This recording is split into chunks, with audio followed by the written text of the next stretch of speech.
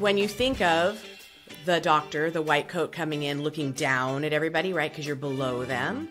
The teacher, the principal, the boss, right? We've been groomed into that. That's not our nature.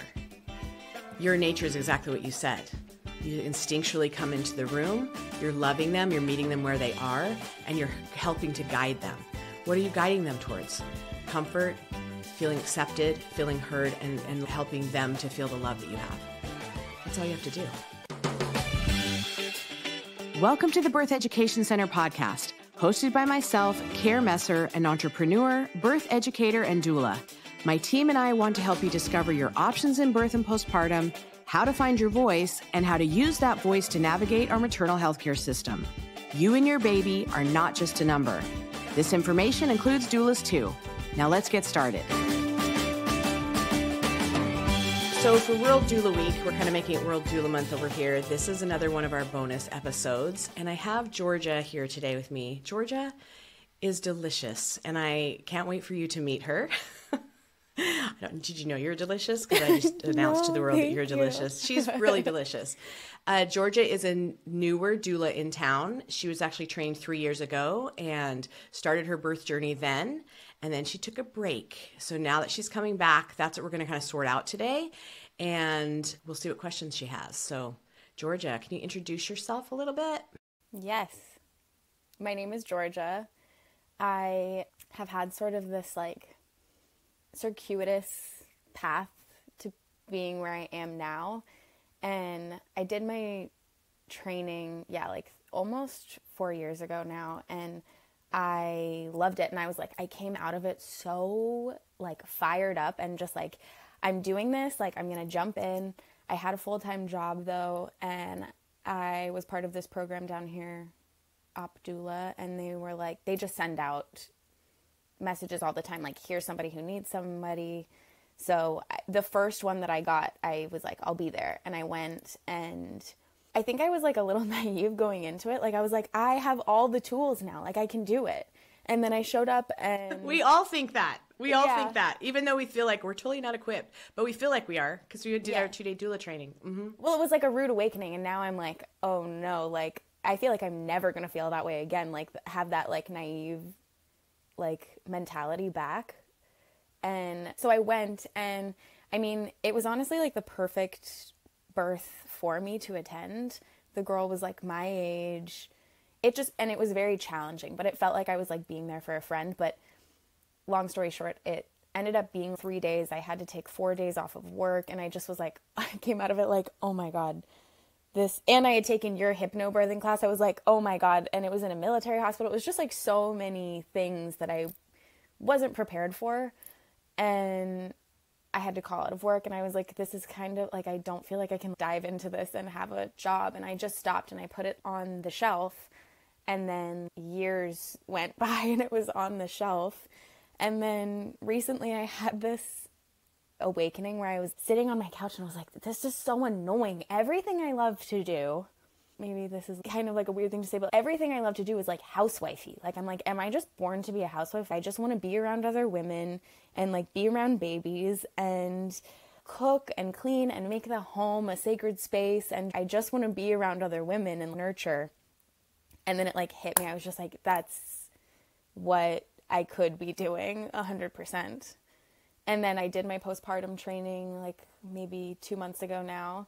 And then I was really excited about that. But then it also sort of reopened this passion for labor and pregnancy and the whole entirety of it.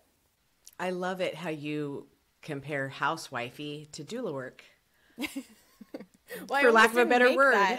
I almost didn't make the connection. That doesn't feel correct, but I just want to tribe of women, and I want to take care of people and be of service. And it just makes sense. Sometimes people will be why are you interested in it? And I'm I don't know how to explain it. It just makes sense. When I think about it, I have a exhale. I'm okay, yeah, that is perfect.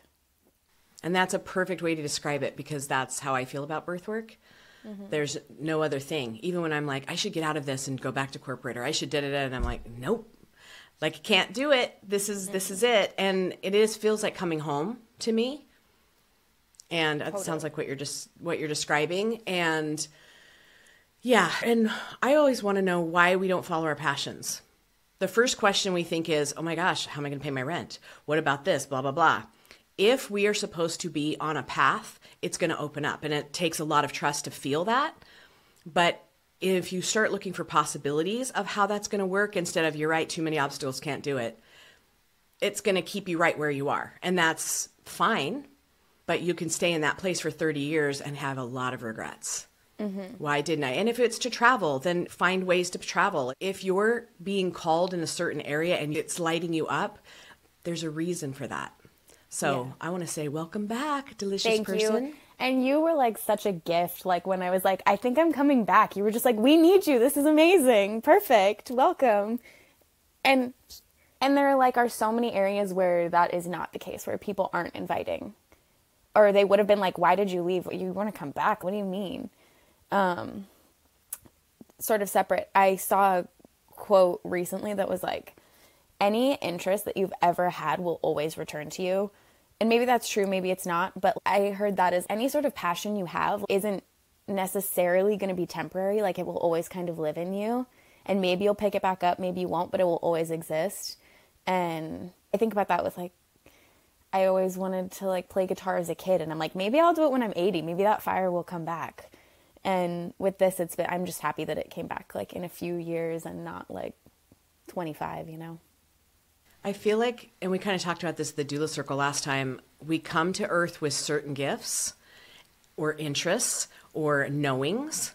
And once we hit on those, that's what is a total trajectory. Like when women come into birth work at 55, after they've been in corporate, after they've raised their family, and all of a sudden they're like, what? And it wasn't the time. And then all of a sudden it's like, I can't get enough of this. I can't believe I didn't do this earlier. I'm like, it wasn't the right time. Trust the timing. We have to trust it with birth. We have to trust it with everything in our life. It's meant for a reason at the time it's supposed to show up. You are never behind. I have guilty things about that. Oh my gosh, I'm behind. And I'm like, no, I'm not.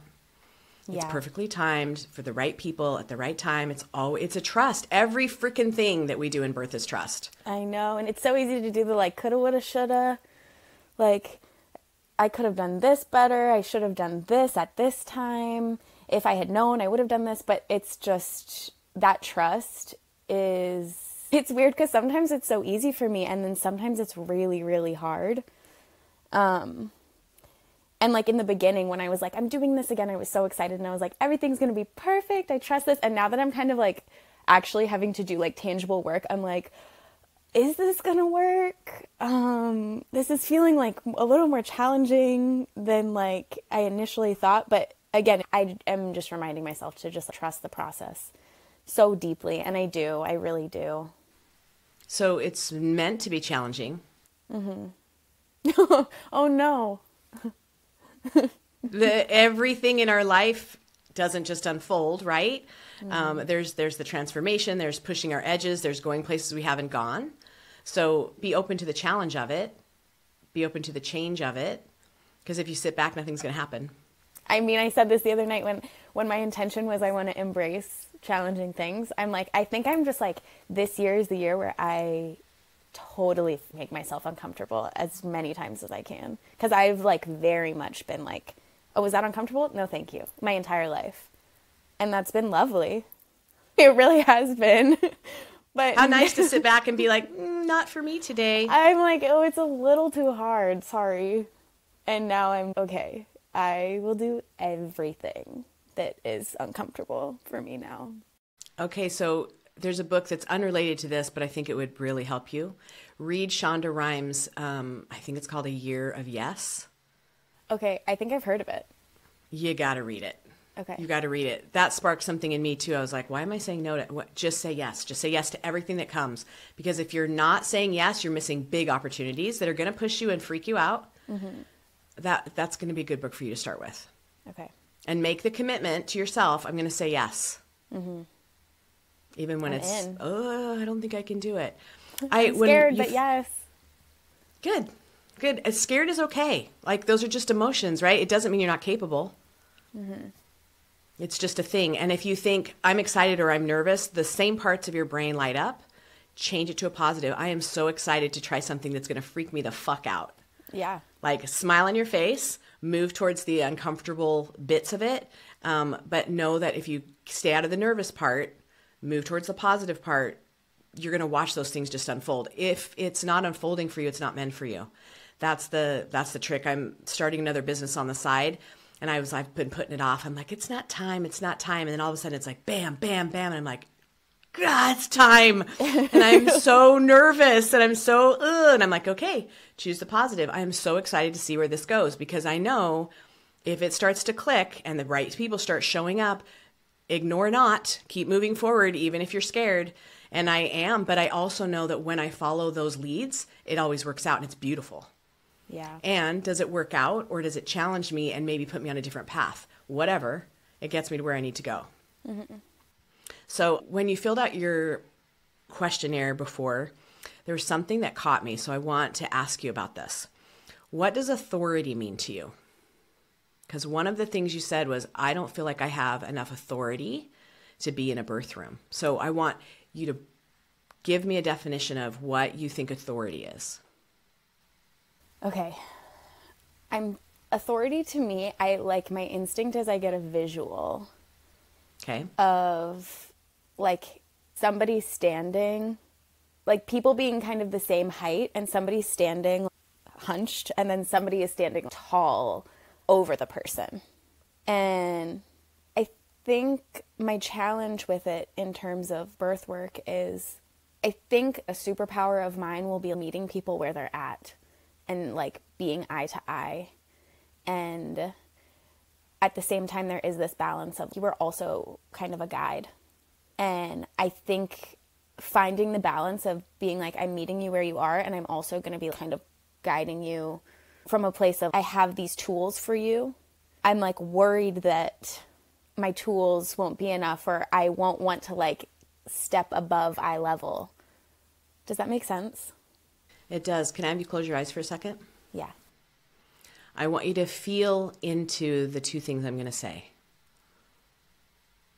Authority. What does that feel like? What does it feel like in the room? What does it feel like to be under authority? Now I want you to think of guide. What does that feel like? Better. Does a guide feel more instinctual, soft, and willing to go with the flow? Yes. I think when I think authority, I think like punishment, and guide feels nurturing. Yeah, authority makes me feel like capitalistic patriarchy, but right? And you did. That's kind of the first thing you said. You can open your eyes if you want. Just stay closed the whole time. When you think of the doctor, the white coat coming in, looking down at everybody, right? Because you're below them. The teacher, the principal, the boss, right? We've been groomed into that. That's not our nature. Your nature is exactly what you said. You instinctually come into the room, you're loving them, you're meeting them where they are, and you're helping to guide them. What are you guiding them towards?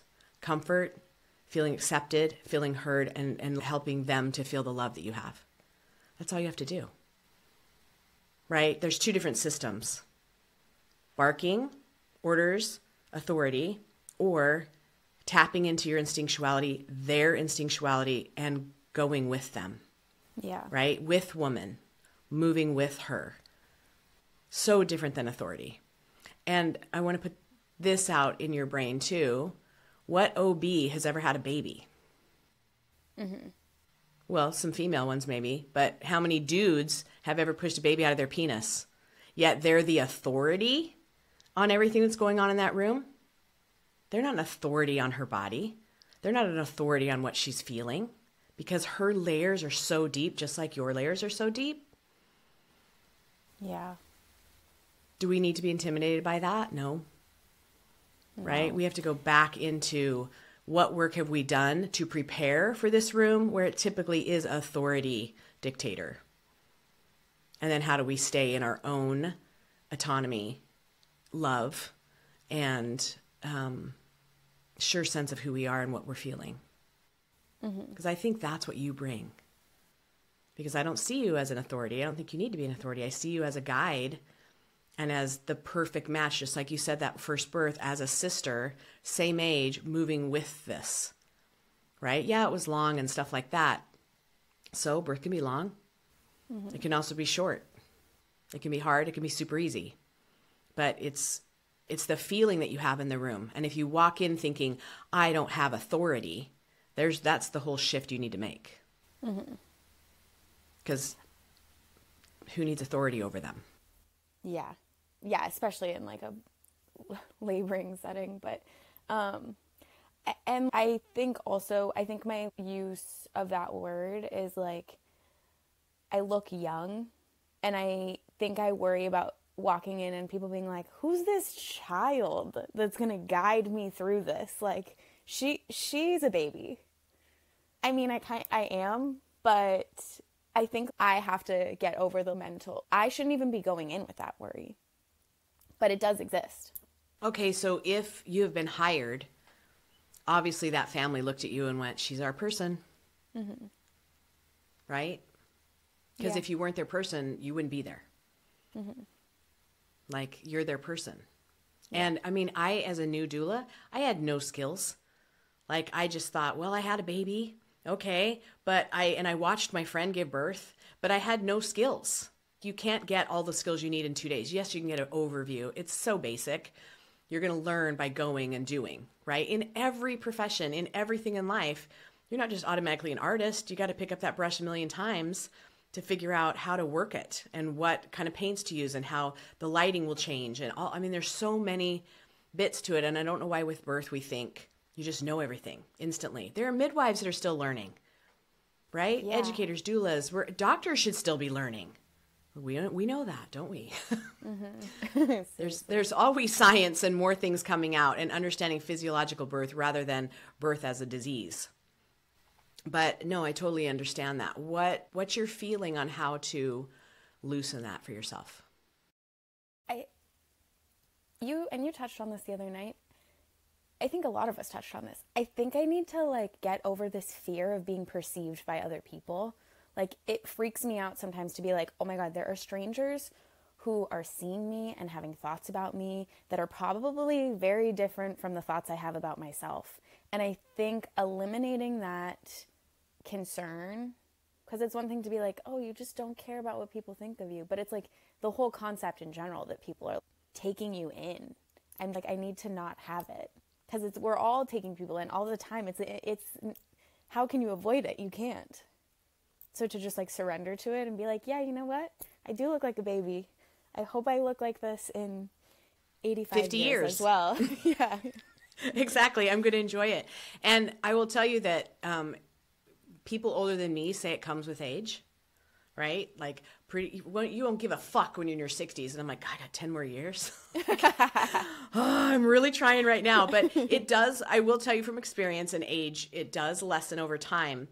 But can we go back to conception, since we're talking about birth?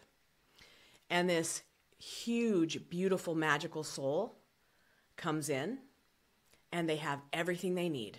They know who they are. They bring in their nurturing. They bring in their abilities of love. They bring in their light. They bring in what they're supposed to do on the planet. They're beaming, right? This little baby crammed into a little body, huge soul, knowing exactly who they are. You are still that soul. Who cares what anybody thinks? And I know it's really easy to say that, but can you operate from who I am? Those people are never going to remember you. What they will remember is the feeling that you brought into the room and the light that you're sharing, because you can't help but do that. You walk into a room and it's like, beam, beam, beam. Everyone's like, who's that? I know maybe you don't see that, but I do, because I've walked into rooms when you're there and there's literally light beams coming out of your eyes and your mouth like some avatar in a very beautiful way. So you don't know what people are seeing when they see you. I just gave you a reflection. Thank you. And I might see you and be jealous, but that has everything to do with me, not you. The people who see you for who you are the only ones that you care about. And at the end of the day, you really don't care about them either, because it's how you see yourself. And I see who you are. So take that mirror, hold it up, and see who you are. And then let that stuff go. What you're there to do in that moment is to love that person next to you and witness for that baby. So I hope you look like a baby at 75. Because I know, me too. You do have amazing skin. You don't have to go get everything burned off like I do. I don't know. We'll see. We'll see. And maybe you won't give a fuck when you're that old, Yeah. because you'll know who you are. It won't matter. Yeah. I was going to say, thank you for everything you just said. You just made me feel so good. So thank you. I think part of my naivety going into the first birth was I was like, I know how to do this. I know how to show up for somebody. I know how to be loving. I know that my hands and my heart will be there to comfort her in whatever way she needs. And I was able to do that. But then my holes were in, okay, the doctors are coming in and saying stuff. It was the medical, tangible practices where they'd be like, okay, what do we do now? It's been 24 hours. What is there a position that can get her into active labor immediately? And I'm like, I don't know. I can hold your hand though. And so I think finding the balance of, I do have these things that are enough, and then balancing that with okay, I have a tool bag that is full of tips. And I think developing that was going to take a lifetime. Let me give you a little bit of relief for a second. You will go into births, as I go into births, still, and not know what was just said.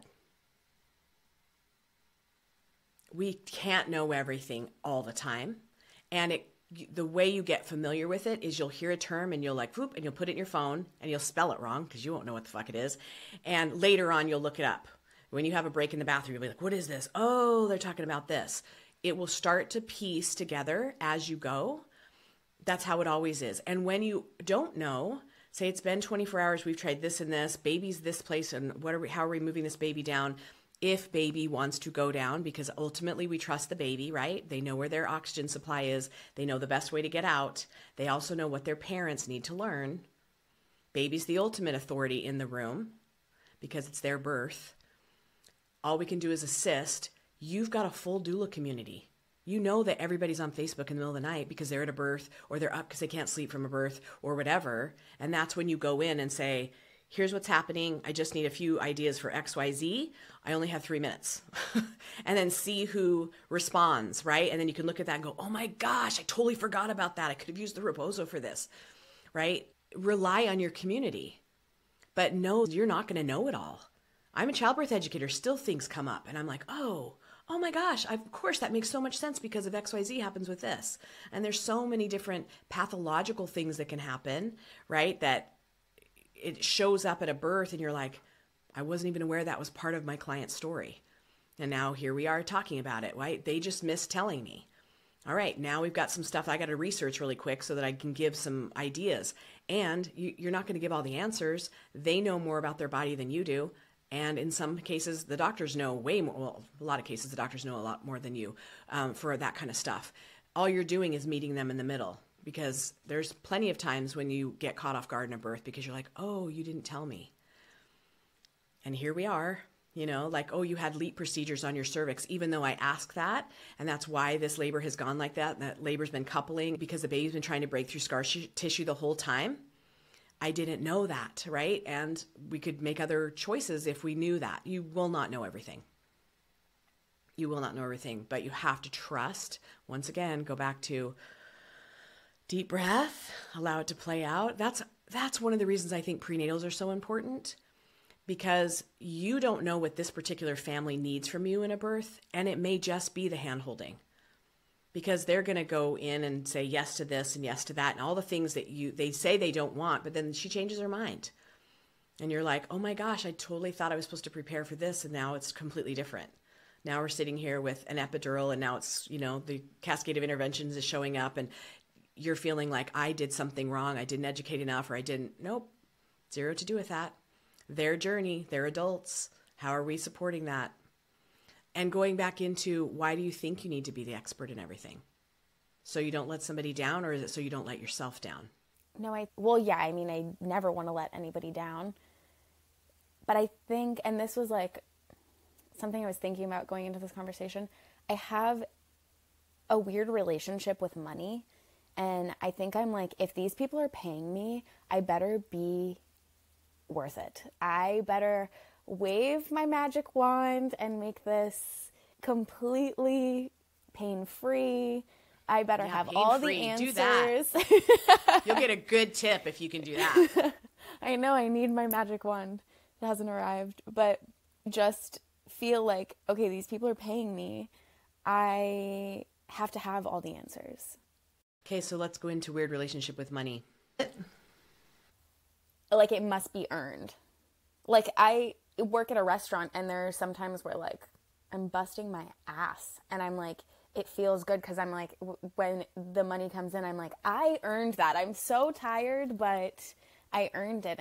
And it does feel good, but at the same time, I completely recognize the weird mentality, and I should also be worthy of money if I'm not feeling like a zombie all day long. So, earned, patriarchal. Mm-hmm. Exchanged. Patriarchy. I know, fucking patriarchy. What about exchange? Does that feel better? That does feel better. Energy exchanged, right? So I think that's more of the matriarchy, the divine feminine. There's an energy exchange because I'm giving and receiving, right? It's going back and forth. A lot of us have a problem with receiving. I'm not saying I don't, because I have to constantly remind myself it's okay to receive. That's the matriarchal system. The world would operate so differently if that's where we are. And where we've seen tribes that have kept that forever, they operate completely differently. It is a much softer place to land for everyone. And people are in more equality, and things get taken care of in a much simpler way. So energy exchange has nothing to do with your worth. It has to do with we're giving and receiving services from each other, and that's it. That's the extent of it. I don't have to be perfect. I'm offering you, you're receiving me. Because you're enough. You're 100% enough. So you don't have to earn it. What happens to you when you bust your ass and they don't leave you a tip? I'm pissed. And what do you want to scream on top of that table? I'm freaking worth it. Do you know what I did for you? I'm like, I refilled your lemonade 4 times. Well, it's weird because when you were talking, I'm realizing I don't have that feeling with other people whatsoever. Like, when I see if a homeless person is asking for money, I'm not like, you didn't earn this. I'm like, oh my gosh, of course. And then if my brother were to be like, hey, I need to borrow money, I wouldn't be like, what are you going to do to, like, deserve it? I'd be like, of course. And if I go out to lunch, and I would never be like, lunch is on me, but you need to do something. But you'll owe me. Yeah. So I don't know why I have that with myself. So is it that you have more compassion for others than you do for you? Maybe. Why aren't you worth giving or receiving from everyone else the way you do to everyone else? I think almost like it's what we were talking about the other night. I think that is something I do to get in my own way. You know, I'm like, oh, I can't start yet because I don't have all the answers. And it's like a way of sabotaging myself. 100%. It's a big excuse. Yeah. It's my way of, like, pushing things off. Mm-hmm. Isn't that amazing how you answered your own question? Because you know exactly what it is.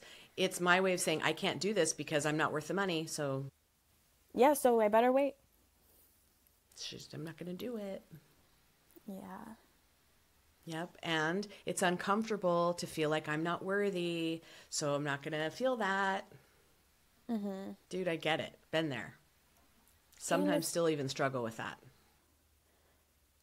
And I'm like, I have always had jobs where I'm on somebody else's payroll. And I think this is different because it's, okay, you are selling yourself in this weird way. 100% you're selling yourself. Yep.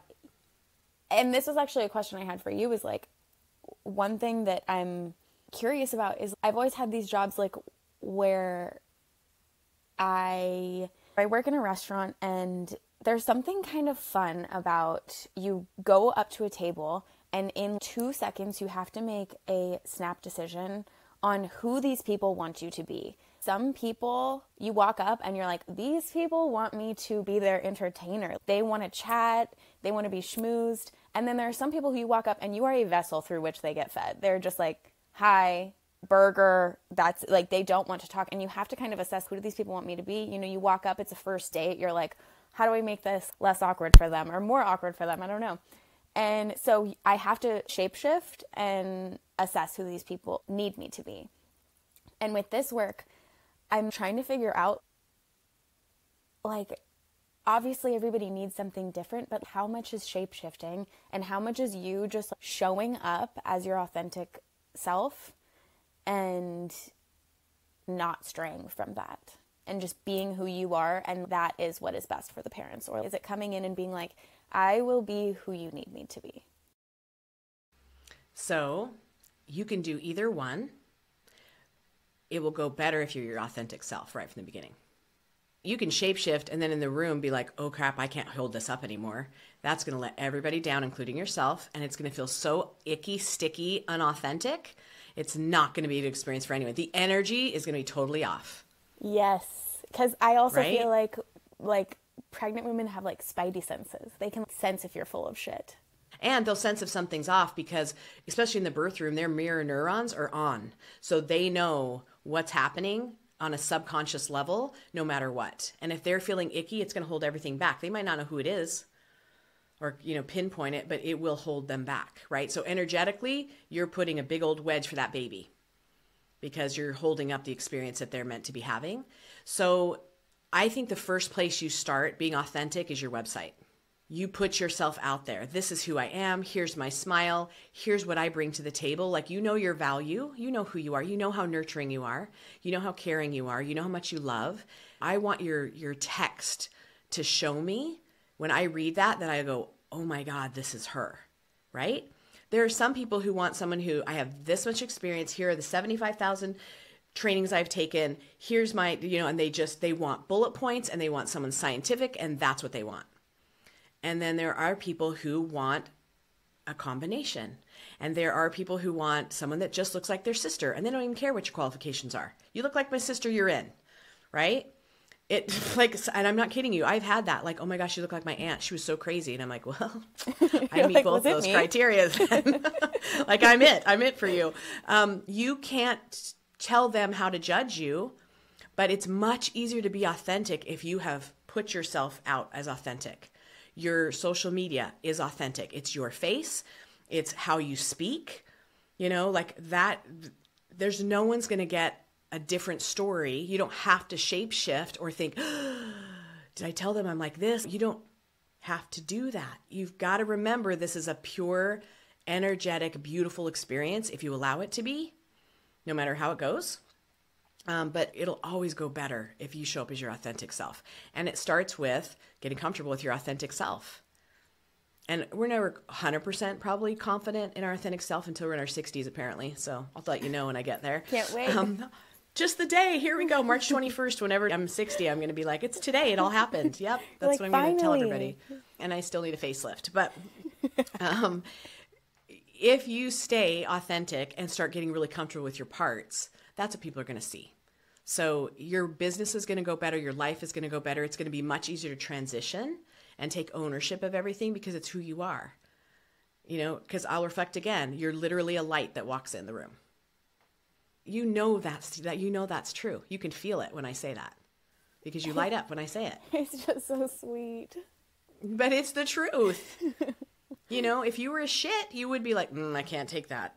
Right? And you thank me for it. That's the truth. So put that out and let the shape shifting go. Of course you have to do that at that job. Of course you do. Because I've been guilty of that. Yeah, I just need a burger and some lemon in my water. I am so famished. And then other times I do want to be entertained. That's really funny that you said that. I'm like, I will leave her the best tip ever if she can like make my day better. Yeah. Right? And I always leave a good tip anyway, even if they're shitty, because they're having a shitty day. Mm-hmm. You know, my grandma was a waitress. You always over tip. That's just how I do it. No matter what kind of service you're getting. Thank you. Yes, like literally, that's the hardest job ever. And I'm going there to get food because I'm too lazy to freaking cook. So like, let's put it in perspective, right? How does that feel to you for being authentic and figuring out what that means to you before you get interviewed? I think you said this, but it does just seem easier. And it feels like there will be, like with anything, like even in a romantic relationship, if you go in and you're like, oh, I am going to put on my best self and we'll see how long I can maintain this. It's like you kind of end up resenting the person because you're like, I'm now having to put on this mask for you and it's exhausting. Whereas if you show up as yourself, there's ease and you don't end up hating the person. And in this work, it's like, I could see I'm so exhausted and become like resentful of the work because it's exhausting having to put this mask on or shape shift, even if it's not super severe, it's just tiring. So looking at it as like, it's easier, you'll be better at your job if you're authentic. And again, it's like an exhale when I think about showing up, just like how I am, rather than being like, I need to assess who they need me to be and then become that. So I want to point something out to you somatically. Any time in your life that you're making a decision about business, work, home, play, friends, when you exhale and it feels good, that's your right decision. If you're tense and going, and it's an inhale, wrong decision. Even if you go, but he's so great, and but they're so this, and they're blah. If you are inhaling, like your body knows 100% what it is. Every time. And you know that. You'll like date some guy for 7 months and you're like, dang it, I knew that after the first date. We've all done that. Yeah. Right? And you will do that with clients. You will be in that interview and you will feel like, but inside you also have the background of, my bank account has $0.00 in it, right? But you're inhaling the whole time. The challenge is to trust the inhale, because once you say no to that family, even though there's 0.00 in your bank account, you're going to exhale and go, I'm trusting. Like, it'll be the best exhale ever because you didn't get caught in the yucky that is going to take place because you are operating from fear instead of trust. And you know that with every part of your life. If it's an inhale, it's not it. Definitely. It's like when you're like, where should we eat? And then you flip a coin and then it lands on one side and you're like, damn it. You're like, oh, you didn't have to flip the coin. You knew actually the whole time what you wanted. Why aren't we trusting it? I don't know. But it's a practice. It's a practice. We still, just because I'm old does not mean I have it mastered. You know, I think that's probably one of the reasons I love mentoring doulas is because you guys bring that back to me. And I'm like, oh yeah, I should work on that if I'm teaching it, right? We always teach what we have to work on, which is why I love being a childbirth educator, because I'm teaching these lessons over and over, and then I have to apply them in my life over and over. I'm like, yeah, when am I going to freaking learn that? 100%. Like, I think that is one thing that draws me in so much to this work is, I'm returning back to this, like, you just can't be full of shit. You have to practice what you preach. And I was noticing this the other night in the hypnobirthing class. You were so full of light talking about everything and like so passionate, and you know you're talking about stuff that can be like kind of applied to anything, where you're like just like if you rewire your thinking, like things can be easier. And I was thinking, imagine if Kara was in a bad mood after teaching this stuff. You just can't be. Like, you were trying to like make other people passionate, and through doing that, it inevitably fills you with joy. And I think that will exist in this work always. If you're telling other people, trust your body knows what to do, you have to actively be practicing that also. So this work is a form of self-healing in this weird way. It 100% is, which is why it's a calling, which is why you're drawn to it, which is why you stick with it. Because you have to, because you can burn out really easy if you don't have good boundaries and you don't understand the actual depth of it. Because if you stay surface and if you stay mask driven, you can't live in it. It's not authentic, and it makes you feel icky, and you're like, this is too much work. Ugh, out. Yeah. And we do call hypnobirthing for life in that class, which is why I keep trying to bring it into postpartum. Like, you're going to take these that you're practicing and you're moving it to postpartum, because that's the rest of your life. Like, these are skills that you're taking into raising your children. Like, don't just use it for labor and birth. Like, look at the bigger picture. And then they start to sort out, oh yeah, that doesn't feel right to me. Oh yeah, I need to start looking at that as half full instead of half empty. And, it does. And I am, my daughter has always hated that I'm the eternal optimist. Like, she has always said that. Like, in teenage years, she would snarl at me and say, gosh, you're such an optimist. I'm just like, but who do you come to for advice, my friend? Like, yeah, and it's an exhale to be around you and to talk to you, Like, thank you.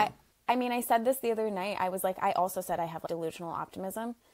And one of the other girls was like, I wish I had that. And everybody was like, me too. And I was like, oh my God, I didn't realize that not everybody has this. Like, a lot of people are cynical.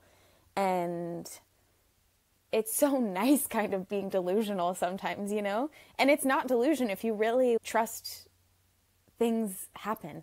And we do balance each other out, because a lot of my friends are cynical. They're depressed a lot, anxious, and they get pissy at me sometimes. They're like, and I'm like, I know, maybe I shouldn't be around you today. I know. And, I also my life has not been easy. It was really hard growing up with my mom. It was the day I graduated, she was excited to see me leave the next day, and I was more excited. Like, it was like, and we're done. Like, I don't have to be here anymore. And then I come into a marriage and a handicapped child and a divorce and all of that. It's not been easy, but if I'd stayed cynical, I'd still be stuck with my mom. So I'm glad that I came in with everything can get better if you work at it, if you look for opportunities instead of roadblocks. My best friend in high school died in a car accident 3 months into us leaving home together. And one of her number one quotes was, the only difference between stepping stones and stumbling blocks are the way that you use them. And we used to go up to the canyon, to this place called Vivian Park in American Fork Canyon, and just sit by the river and talk. We didn't have cell phones back then. We had our little disc camera. We had to wait 3 weeks to get the blurry pictures back. And we would just sit there and talk all the time. And so I saw those, big boulders go through that water, and would think, yeah, those are stepping stones. Like, we could get to the other side. Or look at that, how fast that river's going. We're screwed. It really softened, and I keep that all the time. Stepping stones are stumbling blocks. It's how you look at it. It really is. And it's so good to have, it's contagious. It truly is. Even I say this all the time. I love to lie to myself sometimes, when I'm super stressed with work. My motto for the last year has just been, everything's easy and fun. Everything's easy and fun. And right when I say it, I start to laugh, because I'm like, I know what I'm doing, and it does actually make life seem funnier. Just sometimes works. It keeps it light, and it also keeps it, if that's how I'm looking at it, it has to come that way. Mm-hmm. I've just stated to the universe what it is, right? Yeah, and it's I am rewiring my brain. This isn't hard. This is easy. I can do it, and it's fun. Okay, so how do we rewire that for birth work? Honestly, that motto works. Not being this is going to be such a feat. And I have talked to you about this before, but I think I'm looking at the whole staircase rather than just the step ahead of me, the right in front of me. But yeah, I think really looking at it yeah, this might be challenging, but at the end of the day, I kind of feel like I was born to do this, and it's going to be easy because of that. And it is going to be fun. There's no doubt in my mind. I mean, it's going to be hard, and sometimes it won't be fun, but I just have this feeling that if I continue doing this for as long as I would like to, I think I would get to the end of my life and be like, oh, I'm so happy, That I followed what I was supposed to do. Yeah, and it's it has meaning, deep meaning, and it's coming from a place of love. And I just think I will feel so fulfilled by the end of my life if this is my pursuit. You're a visual learner, right? Mm-hmm. Okay. Do you want to do something? Yeah. And I want to see this. Okay. By next doula circle. I want to see this. March I want you to 31st. take a pic.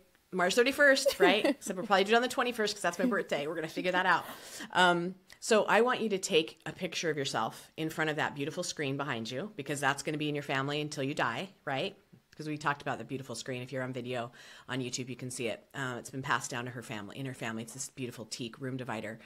So I want a headshot of you. I want you to take it to AI, and I want you to age progress it to 86. If you really actually look good by 86.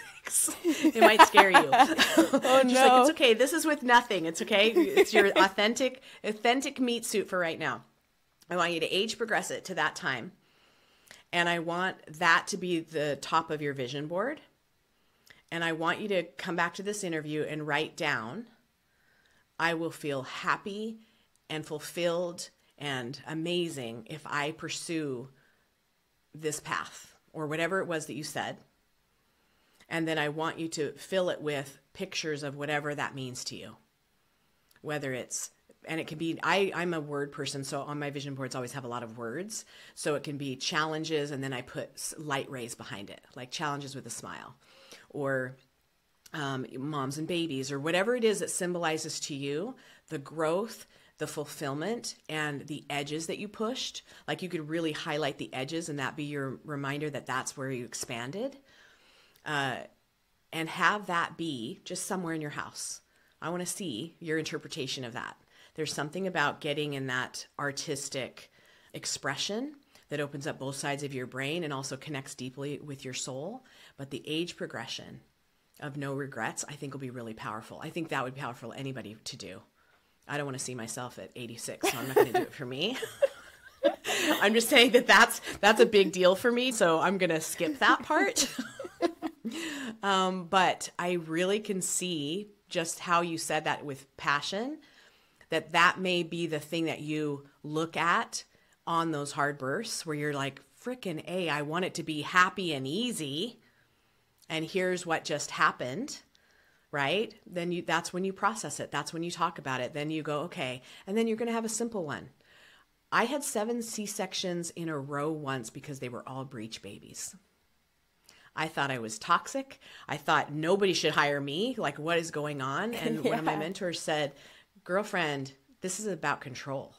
It had nothing to do with the people. I was attracting people who felt out of control and had no control because it was a control issue for me. So if you have, 6 bursts in a row, those patterns of whatever it is, and you're like, why do I keep getting hired by these people? Why are you choosing to be hired by those people first? And what is it that you need to sort out? Like if people understood the patterns that actually go through with births and how we exchange energy with people, they would understand that it's way bigger than, I hate this work. It's too hard. Then sort out, because it always comes back to you. It is such a reflection of you. And that's the part we don't want to own. Yeah. But it can be fun and easy when you're in that vibe, and that's the vibe that you're attracting because it's very clean energy. Of course it can be like that. But there's also challenges, and there's also the part of you that needs to express or help somebody with a certain bit, and that's what they're needing. And so that vibe comes together. Like attracts like in every aspect. And you're always going to be enough for it because you're the same vibe as it. Yeah. Hopefully it's a happier vibe, right? And a better vibe. But that's why we always have to work on ourselves. Mm-hmm. Practice what you preach. I know. I hate that part. I know. I think another question I had for you is, and you just touched on it, is with all those births, you being, it must be me. I can see myself, if anything goes wrong, being taking it personal responsibility for some reason. And I don't know how to move away from that. I feel that way sometimes when people fall and I'm in the vicinity, my instinct is to be like, I'm so sorry. Even if I'm 15 feet away from them, I'm like, that must have been my fault. And so I'm wondering in the birth setting it seems so obvious, but I know I will have that gut instinct. Intellectually, I can talk myself out of it and be like, it's not my body, it's not my birth. I am a witness, I'm a mirror to be here. But I do think that will be something my gut is telling me. So one thing that has worked for me, and one of my mentors mentioned this to me, and it like, oh my gosh, pop yourself out of your body and look at the room from a bird's eye view. Because there's a difference in witnessing face to face where you're feeling responsible. If you're on a soul level with them, they're up here too. So you're assisting and loving and guiding them through their journey, but it has nothing to do with you. This is their journey. Did it go wrong? Or was that the lesson that she and he or they needed to go through in order to be a better parent? You don't know that. If you go pop yourself up soul contract level before we came here, I need you in the room because XYZ and we're going to be working this out. Can you do that? You don't remember that, but you're like, sure, I can totally ignore you. I can totally do that. And then you do it and you're like, oh my gosh, but that was your contract. She needed to feel ignored by you, even though it wasn't intentional, so that she could turn to her partner. Like, you don't know what the bigger picture is. All you can do is pop yourself out and go, what's the lesson here? It's their journey. And you can't take responsibility for a cesarean, a trauma, a loss, a fight between the two of them. It's their journey. And who's to say it's good or bad? For us to remain neutral when somebody's getting a big lesson, that's so hard. But you know what's going to happen when you have a teenager? Oh, no. And they're learning a lesson that's so hard, right? Because your mom learned it with you. Probably not, because you're like, I was a perfect teenager. I was a ray of sunshine. Your mom was like, yeah, she's the only one I liked. No, I was a nightmare. Okay. So think about that, right? As a parent, we don't control our kids. We want to fix it for them sometimes. And we want to, oh my gosh, don't do that. I'm like, Angie, you can go to jail. You can do drugs. You can do whatever you want. And I will still love you. Because whatever you have to draw into your life in order to learn your lessons, my job is to just love you through that. Were there easier paths? Possibly. Am I her? No. Should I judge that? Absolutely not. I'll love you through it. I'm always going to be here for you. And I'll hold whatever space you need me to hold. And sometimes it's been F you and there's no space. And it's 6 months of no contact. Is that excruciatingly hard because I want to love her and have her go through that and then not talk to her every day? Absolutely. Does she need to go through that in order to feel whatever void there is or to figure her shit out? Absolutely. If you get fired in the birth room, is that your fault? I mean, it could be. You could have been a jerk. But if you're like, nope, it's totally not me. No. But if it wasn't you and you're like, wow, my intention is pretty clean here. For whatever reason, I am not enough for this situation, for what she needs. No harm, no foul, man. Leave the birth room. Wow. That's their experience. It's how they need to play things out. We get this much. Oh, it's not even that much. Like an eighth of a sight of who they are and what their filters are before we're with them for the most intimate moments of their life. Mm-hmm. We have zero clue what happened before that. And honestly, what's going to happen after that. It's not your responsibility. It's just not your responsibility, even though it feels like it. Pop yourself out. Does. And it's like a money thing. I'm like, it is my responsibility now once there's the money exchange. But also, I've always struggled with the concept of non-attachment. I'm like, if you love, you are attached. And you just made it completely digestible to me. Love actually can be not attaching, not clinging, and being like, this is your journey. I am not going to take this on with you because I'm not you. I will be next to you and I will love you through it. Guide, not authority. Mm-hmm, exactly. Right? Just look at the words and the energy that you want to place in there. I've really learned the non-attachment over the last 5 years, and it feels so good to finally exhale around that, because I can love someone so deeply and then the next day they can curse me out, hate my guts, And I go, and it actually just happened to me. So let me share this with you. My adopted old lady has congestive heart failure. She's grew my dogs for a million years. She's kind of become my grandmother. And she's recently in the hospital. I visited her several times, and something was wrong with her blood pressure medication. And she was going crazy. And she thought she was kidnapped. She thought people were attacking her. And she's calling me at midnight, 1 a.m. I've been kidnapped, and I was like, oh, blah, blah, blah. We were there. Oh, you weren't there. They got to you. And I didn't know yet that something was going on with her mentally. And she shredded me. And I mean, we love each other so much. And you're like the rest of them. I can't count on you either. It was literally like she was reliving her whole life from the time she was little until 76, and just shredded me and then hung up on me. And I sat there for a second, a little shaken. And I was like, all I can do right now is send her love. And I know that I love her more than anything else. Whatever's going on with her is going on with her. And if she never talks to me again, I'm in a place where I can love her and completely just keep sending her love and vibes, because I know once she passes, it's all going to be like, oh yeah. And she's going to feel like, oh, I hope she understood that I still loved her. Like all the recollection will be there. If you can look at it as a soul level, it's so much easier to have the non-attachment. And I don't know why it took me a while to figure that out. And I was like, oh, okay. And now they got her blood pressure medication and she's home and we love each other and she doesn't even remember she did that. Which I'm really glad, because I was like, that was really devastating and it really hurt my feelings. But she was out of her mind, so it was okay. But even if she wasn't, right, those two things are attached in that soul level. It's all what goes around comes around in our life. And once we go back to where we come from, it all makes sense. And there's no resentment. There's no anger. It's like we're cool, right? I joke around with my brother. I'm like, I just need to see mom's face when she crosses over and realizes that her religion isn't the only one that's saved. I just have to see her face. And he's like, it's not going to work like that. I'm like, it has to.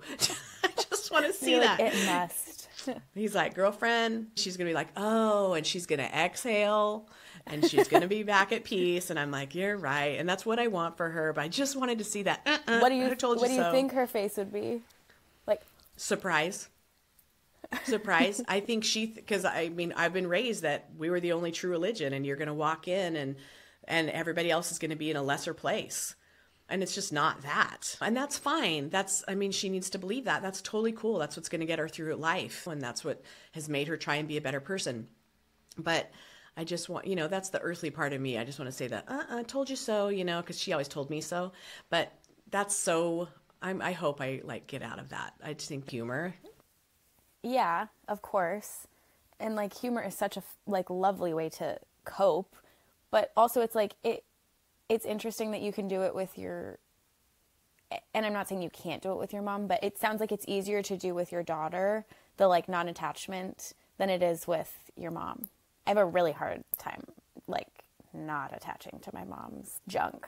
I'm like, oh, I guess my soul contract was to come in and heal you, And I'm like, but it's not. It's not, and it's so hard to be non-attached, but it's like a practice.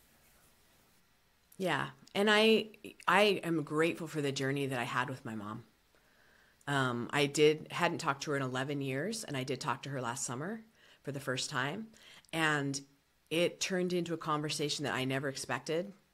And I ended up teaching her and showing her what I knew now as to where she was going and how that was going to work out. And the relationships that she resents here and feels so bad about are all forgiven up there. So she doesn't have to worry about it. And it was so unexpected, because I was waiting for the judgment. I was waiting to be schooled like I was when I was 5. And I came in as my adult self, who I am, because I knew I could hang up. And I didn't do that conversation because I was still apprehensive. I didn't want to be the little kid in the room again. And I realized, I don't have to be that little kid in the room. So it was one of the most remarkable learning experiences I've ever had. And it did help more with unattachment. I never understood unattachment. I never even understood be present. I never understood grounding. Those were also in the ethers. Like, it didn't make sense to me. I'm like, I'm not a yogi. Maybe I just need to do yoga. And then I'm like, I'm never doing that. That's not who I am. So I guess I'll just never learn those teachings. I'll pick and choose what I like. Yeah, exactly. I'm like, I'll just stand in one pose, and I don't know what that is. Oh yeah, Shavasana, laying down. That's the one I like. That's the best one. It's the only one I like. Corpse pose, I'm out. Put some essential oil on my third eye. I'm good. Yeah, I could totally just do that in a whole yoga class. Just lay there and be like receiving. I'm like into that. I know, it feels so good. But don't make me sweat. Well, it's so funny. I think that's bringing it back to the doula stuff. I also am like, Georgia, don't be the hippie, crunchy doula coming in the room. Because some people can't receive that, you know? And some people can. And that's when I'm like, when does the shape-shifting come in there? Because there is stuff, hippy-dippy, weirdo stuff that I do think works. And I don't know how much of that to bring in and how much to, you know, just show up as a human, like just a human, you know? Okay, so just like you meet the family where they're at, you meet the providers the same way. You'll have a nurse that's super into it, right? And then you're like, yep, kumbaya, that's what we're doing. Hang up those twinkle lights. Like, where's the essential oil stuff behind my ear? Like, that's, and then you'll have a provider that comes in, very authoritarian, very businesslike, and you meet that right there. Mm-hmm. You don't have to say, do you want some lavender? Like, that's not going to go over well, right? And that's not shape-shifting. It's meeting that person where they're at. There's a difference. Mm-hmm. Because who you are can meet people where they're at. So you're not changing anything about yourself. You're meeting them as they walk in, which is much easier than saying, how are they going to get on board with what these guys want to do? You know, that's not for you to even decide, because it's ultimately it's for the parents to use their own autonomy in however they want. They can refuse everything, and then it can be perceived that the doula told them to do that. They're like, what's your intention? You're exactly, but you didn't do it. Yeah. You didn't do it. So you hold true to your intentions. Whether you get yelled at or not does not matter. That's that, once again, whoever's yelling and freaking out that they're losing power, it's on them. Like, pop yourself out. You're there maybe to remind them people have free will. Chill out, my friend. You know, you have to look at everyone in the birth room, I think, in all walks of our life, but especially in the birth room, that provider's coming in with their own trauma. What happened to them? Right? Because they're obviously not coming in with love in their heart to like get along and communicate. It's a power, authority, control, whatever. And that started really young. It didn't just happen.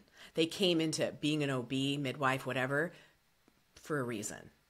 They could have chosen any profession. Why'd they come into birth work? Birth work is what opens you up. And it confronts you with your patterns over and over and over. It's the most sacred place you can be. Or death work. Those two transitional places. So if you can pop yourself out of that and look and go, what contract did we have, man? Because that's pretty brutal. What you just said to me was pretty brutal. But no attachment. Again, no, like, it's like the hypnobirthing. That is like such a beautiful way to reframe it, you know? Rather than to be like, this asshole. To be like, you can still say that. No, that can still be part of the story.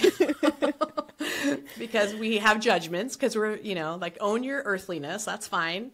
Mm-hmm. But if you start looking at everyone with compassion and you're popped out, you're like, ooh, bigger picture.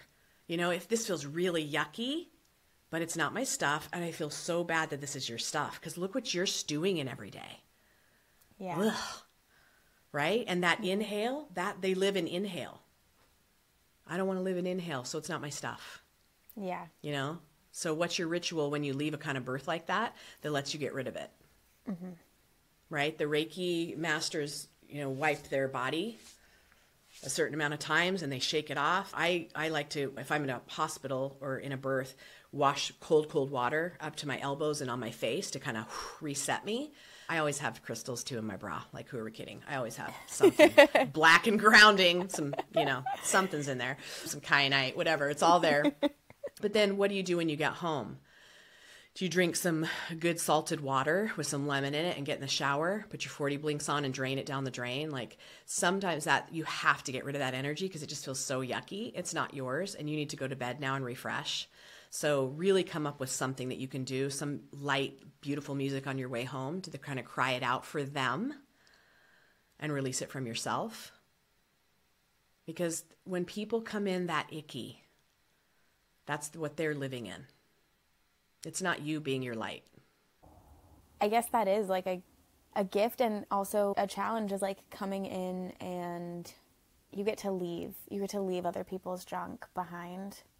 But that's also really hard when you're coming into it from a place of love. Like to leave those people after seeing them so vulnerably, I can see being hard for me. Like the boundary aspect of like, you know, I could see myself being, do you want, I'll live with you for a month. Do you need help? You know, like that's my instinct is to be like, I'll do anything you need. But it is like, you get to leave. You get to leave people and hopefully you leave knowing that you really did everything you could and helped and showed up as yourself. So here's another perspective about, I want to fix everything. I want to save you. I want to come and love you for the next month because that's what you really need. It's always their choice to have set up their own support system, right? Because that's part of, we have 9 months that we gestate, 10 actually, but we have 9 months where we could actively be figuring our shit out. Like that's why we don't gestate like mice for 21 days. Because holy crap, we would be the worst parents on the planet. Mm-hmm. We get 9 months to be the worst parents on the planet. Or the best parents, right? So that person, that family is autonomous in figuring out what's next. You come in for, remember that teeny itty bitty space? So you're witnessing the vulnerability and you're loving in that situation. But would it serve them if you stayed with them solid for 30 days and took care of them? Would that serve them? No. Temporary fix because you got to leave at some point. And now they've had full capacity you, and now you're fully burned out. And who else is going to step into that? It's kind of the same with a narcissist. When you walk away from a narcissist, they're going to find someone else. Mm-hmm. Like you think it's all personal. It's not personal. The next person's going to get it. Mm-hmm. You know, and anyone that pushes your boundaries, etc., you leave because you're like, yeah, that doesn't work for me. Thank you. They will find somebody else to enable them. Yeah. Just like an addict, right? Like that's their story. That's what they're struggling with. That's their thing. You've got your own. Yeah. And I'm realizing that doing this is making me realize how much I interrupt. I'm like so excited to talk to you. I'm like, and you're not interrupting. You're not interrupting. This is a conversation. You're supposed to interrupt me. Okay. In my postpartum training, she was like, the most important part of this job is working yourself out of it. You need to get yourself out of that house. Your job is to teach them not to need you, which is hard because your ego kind of wants people to be like, we couldn't do this without you. You're the best. You're saving us.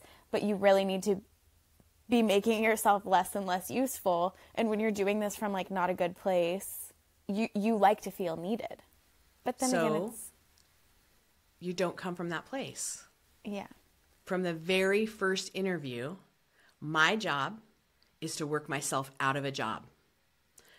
I have a few skills that I'm going to help you get really good at. And then over time, it's going to lessen and lessen. And then I'm out. Because my job is to set you up for success. And that's where my support is. You can do this. All of us can do it. You just need a little help kind of figuring out who your baby is and how you're reacting to that and how you can change the reactions into responses and how sexy and delicious we can make that transformation in your home. And then I'm out. I mean, if that is clear from the beginning, that's a clear line for both of you. It's not, but we need you for one more week. And you're like, I am so sorry. I have another family I'm going to be serving. Would you like me to give you another name? I think you guys got this. You know, if you're reinforcing that the whole time, you're loving them into they can't have you forever. I mean, they can if they're wealthy. They'll just keep hiring people, right? But that's not the reality of most of us. So that starts at the very beginning and then allow it to play out. And if it's too much, you know, you already will have that built into your contract. Like, this is all I do. This is how much I give. Here are the outside resources you will need. Like, you can just have that in your contract, but it's beautiful if they know that's what they're getting.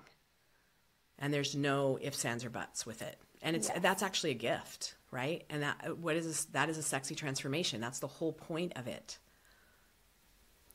Yeah, boundaries are sexy. It's just a hard one to implement. Let's reframe. Boundaries are easy and fun. Yes. Boundaries are so easy, so fun. So easy, so fun. Because boundaries are all about you. Mm-hmm. It's you taking care of yourself, you being enough, you being loved and cherished and taken care of, because nobody can do that better than you. Because boundaries are easy and fun. Yes.